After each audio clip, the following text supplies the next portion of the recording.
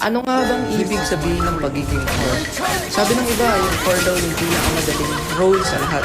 Kasi pa-farm-farm lang daw, walang iniintindi, tapos pag-alagala lang daw sa mapa. Pero sasabihin ko sa'yo, malungkot na katotohanan kapag core user ka. Tama, pa-farm-farm lang, pag-alagala sa mapa. Pero hindi mo nararamdaman yung pressure na nararamdaman ng isang core. Lalo na kapag mayroong team fight sa isang objectives, na kapag hindi mo siya na-retry, sa'yo lahat isisisi. Yung tipong kapag hindi mo nadala yung game sa game na to, bobo na yung tingin sa'yo.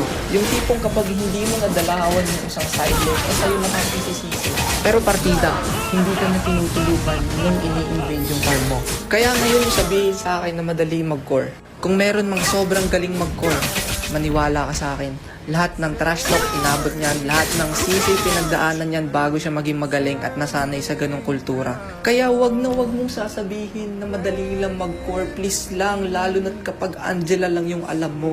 Tang-inang Angela yan, ka-lightning transfer. Kaya sa mga nagbabalak mag-core dyan, isipin mo muna kung kaya mo saluhin lahat ng trash talk bago ka lumipat ng rule. Etong huling bagay na sasabihin ko ay talagang nangyayari.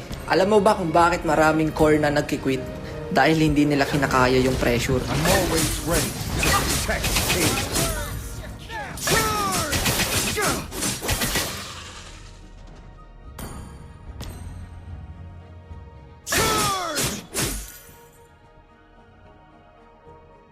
No battle is truly lost if you learn something from it.